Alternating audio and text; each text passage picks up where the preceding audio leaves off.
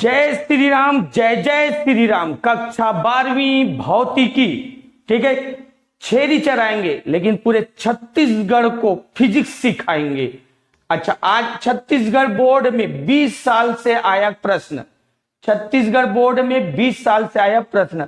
बोले तो ऑनलाइन परीक्षा बोध या परीक्षा सार, बोले तो ऑनलाइन परीक्षा बोध या परीक्षा सार, क्योंकि हम जानते हैं कुछ साल बाद ऑनलाइन ही पढ़ाई होगा।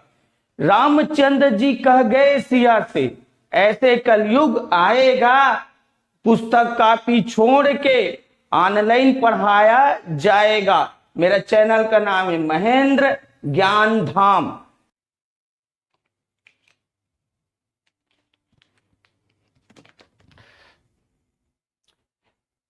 जय श्री राम। बच्चों, हम लोग पढ़ने जा रहे हैं प्रकाशिक तंतु। ये लिख दिया प्रकाशिक तंतु। 12वीं में पूछा गया है। Chhattisgarh 2020 set A, 2021 set B, 2022 set C, मतलब 20 में पूछा है, 21 में पूछा है, 22 में मोस्ट टाइम पे क्या पूछता है? प्रकाशिक तंतु क्या है, इसके उपयोग लिखिए। प्रकाशिक तंतु क्या है, इसके उपयोग लिखिए। अब ध्यान से सुनते रहो, प्रकाशिक तंतु क्या है। अच्छा, एक क्वेश्चन पूछ रहा हूं। ये खोखला पाइप है, इधर वस्तु है और इधर से देख रहे हो, आंख बनाए हो ना, मतलब देखने के लिए। ये खोखला पाइप, इधर वस्तु, इधर से देख रहे हो। सवाल है वस्तु दिखेगा? हाँ दिखेगा। अब यही पाइप को मोड़ दिया गया है, इधर वस्तु है और इधर से तुम देख रहे हो, आंख देखने के लिए बनाया गया। क्या वस्तु दिखेगा? तो तुम्हारा आंसर है नहीं दिखेगा, ठीक है। लेकिन यही प्रकाशिक तंतु रहता है। यही क्या रहता है? प्रकाशिक तंतु। तो वस्तु दिखाई देता। अब सवाल उठता है, टेढ़े मेढ़े मार्ग में भी वस्तु को देख सकते हो, वो क्या रहता है? प्रकाशिक तंतु। सवाल उठता है प्रकाशिक तंतु अब है क्या चीज? तो ध्यान से सुनो ना। ये कांच है, जैसे मेरे चीनी उंगली दिख रहा है ना, वैसी पाइप रहता है, बस पाइप। ये मेरे चीनी उंगली का पाइप है, इसके ऊपर एक और पाइप लगा देते, तो जैसे यहाँ पे बनाया हूं, ये नीला कलर का दिख रहा है ना, ये मेरा चीनी उंगली है। इस जैसे ये मेरा देखो, ये नीला दिख रहा है, ये पाइप है, इसके ऊपर ये और लगा हुआ है व्हाइट वाला, इसके ऊपर ब्लैक वाला लग जाता है, ऐसे टाइप के। तो ये पाइप के ऊपर पाइप, मैं जैसे यहाँ समझाने की कोशिश कर रहा हूँ। ये एक पाइप है, ये नीला कलर का, इसी के ऊपर कौन सा पाइप लग जाता है? रेड कलर का, इसी के ऊपर ब्लैक कलर। तो ये नीला, फिर रेड, फिर ब्लैक। अच्छा, नीला कलर कांच का बना है, ये रेड कलर भी कांच का बना है, हाँ, लेकिन ब्लैक कलर रबर का बना है। यहाँ लिख दिया हूं, ये नीला कलर कांच का बना है 1.7। अब इधर से देख रहे हो तो ये नीला दिखेगा, तो नीला 1.7 मतलब वो सघन है। रेड वाला का पड़ता है 1.5 विरल। ये भी कांच का बना है और ये भी कांच, कांच के क्रिस्टल से बने रहते, ये भी कांच और ये भी कांच। और ये जो रबर रहता है, रबर कहाँ की उसको सुरक्षा प्रदान करे कांच को, और एकदम ये क्रिस्टल से बना रहता है, तो मुड़ उड़ जाते हैं ना। और जानते हैं इससे नाक शरीर के अंदर भेज के अंदर के भागों को देखा जाता है, शरीर के अंदर के भागों को। अब कैसे, अब बता रहा हूं, सिद्धांत में जाओ। ये पहले तो पूर्ण आंतरिक परावर्तन है। ये कौन सा माध्यम? सघन और ये विरल। तो नीला वाला सघन ना, रेड वाला विरल। ये वस्तु से प्रकाश किरण गया, सघन से कहा गया विरल, पूर्ण आंतरिक परावर्तन हो जाएगा। फिर सघन से कहा गया विरल, फिर पूर्ण आंतरिक परावर्तन। ऐसी कई बार पूर्ण आंतरिक परावर्तन होता है। अब यहां से जो वस्तु से प्रकाश किरण जा रही है वो यहां निकल गया। अब इससे आंख से वस्तु क्या होगा? दिखाई देगा। अब दुनिया भर के मत समझो, बस ये क्या है बोलोगे तो ऐसे बोलोगे, प्रकाशिक तंतु पूर्ण आंतरिक परावर्तन पर आधारित। मैं ये बोला हूं, ये कौन सा है? पूर्ण आंतरिक परावर्तन। तो याद करते रहो, एग्जाम 1 महीने बाद है, मेरे साथ याद करो। ये मतलब क्या है? प्रकाशिक तंतु पूर्ण आंतरिक परावर्तन में आधारित एक ऐसी युक्ति है, युक्ति है मतलब टेक्निक है। प्रकाशिक तंतु पूर्ण आंतरिक परावर्तन में आधारित एक ऐसी तकनीक है जो प्रकाश को उसी तीव्रता, देख, प्रकाश को उसी तीव्रता के साथ टेढ़े मेढ़े मार्ग में, प्रकाश को उसी तीव्रता से टेढ़े मेढ़े मार्ग में एक स्थान से दूसरे स्थान तक ले जाता है। देख, इस स्थान से इस स्थान तक गया तो एक स्थान से दूसरे स्थान तक ले जाता है। ये प्रकाशिक तंतु। परिभाषा 2-3 बार देखना, रट लेना।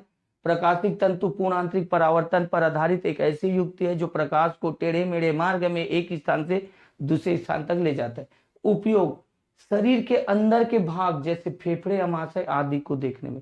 मैं बोला था टेढ़े मेढ़े मार्ग में, देख मैं तुम्हारे बॉडी को देख सकता हूँ, कान, नाक, आंख को देख सकता हूँ, लेकिन तेरे शरीर के अंदर को देख सकता हूँ क्या? नहीं। तो क्या करते हैं, ये जो पाइप चीनी उंगली टाइप का पाइप रहता है, इतने मतलब इतना मोटा रहता है, और नाक के द्वारा सांस लो बोलते हैं, और डॉक्टर अंदर डाल देते हैं, और अंदर डाल के फेफड़े को, अमाशय आदि को देखते हैं। जानते, इससे लेजर ऑपरेशन भी करते हैं। जैसे देखो, तुम लोग सुने होंगे किडनी का लेजर ऑपरेशन, पत्थरी किडनी में पथरी हो जाता है ना, तो उसका लेजर ऑपरेशन। तो नाक के द्वारा पाइप डाल देते हैं, और वही पाइप के द्वारा लेजर प्रकाश को देख के किडनी को गला दिया जाता है, तो उसी को बोलते हैं लेजर ऑपरेशन में। रेडार तकनीक में, रेडार तकनीक मतलब प्रकाश सिग्नल को एक जगह से दूसरे जगह भेजा जाता है। ये तुम लोग हवाई जहाज, एरोप्लेन में किया जाता है, इन लोग लड़ाकू जहाज में प्रकाशिक सिग्नल भेजने में, सिग्नल प्रकाश को एक जगह से दूसरे जगह भेजने में, तो प्रकाशिक सिग्नल भेजने में। ये याद रखना। कार्य विधि स्वयं पढ़ लेना। यहाँ बताए थे कि प्रकाश सघन से कहाँ जा रहा है, विरल में। आपतन कोण का मान किससे अधिक हो गया, क्रांतिक कोण, तो पूर्ण आंतरिक परावर्तन होगा। तो वस्तु से चलने वाली प्रकाश के अंदर में कई बार पूर्ण आंतरिक परावर्तन होता है, और प्रकाश एक जगह से दूसरे जगह निकलता है। ये स्वयं पढ़ना, क्योंकि ये नहीं पूछा है। 12वीं में 2020 सेट सी में क्वेश्चन पूछा था, पूर्ण परावर्तक प्रिज्म क्या है, इसके 2 उपयोग लिखिए। पूर्ण परावर्तक प्रिज्म क्या है, इसके 2 उपयोग लिखिए। तुम लोग जानते हो प्रिज्म त्रिभुज के समान होता है। अगर इसमें से एक कोण 90 अंश का हो जाए और 2 कोण 45 अंश का, एक कोण 90 अंश का और 2 कोण 45 अंश का, तो इसको हम लोग पूर्ण परावर्तक प्रिज्म बोलते हैं। अच्छा, इसीलिए बोल दिया पूर्ण परावर्तक प्रिज्म एक समकोणिक समद्विबाहु त्रिभुज है। 90 अंश के इसलिए समकोणिक, और 2 भुजा बराबर है इसलिए लिखा है समकोणिक समद्विबाहु प्रिज्म है, जिसमें एक कोण 90 अंश और 2 कोण 45 अंश होता है। ये प्रिज्म है, उसमें से समकोण है, 2 भुजा भी बराबर है इसलिए समकोण समद्विबाहु है, एक कोण 90 अंश और 2 कोण 45। और उसके बाद बोले इसका 2 उपयोग। तो पहला उपयोग प्रकाश को 90 अंश के कोण में मोड़ने में, प्रकाश को 90 अंश के। अब देखो कैसे, प्रिज्म को ऐसे रखा गया। अब ये नीला कलर का बनाया हूं वो प्रिज्म है, नीला कलर का बनाया हूं वो प्रिज्म है। ये रेड कलर का, ये प्रकाश आया, यहाँ पूर्ण आंतरिक परावर्तन हुआ और इधर चले गए। मैं बोल रहा हूँ पूर्ण आंतरिक परावर्तन हुआ, ये आया, यहाँ पूर्ण आंतरिक परावर्तन, इधर चले गए, तो प्रकाश कितने में मुड़ गया, 90 अंश। जा इधर रहा था, गया इधर, तो प्रकाश को 90 अंश के कोण में।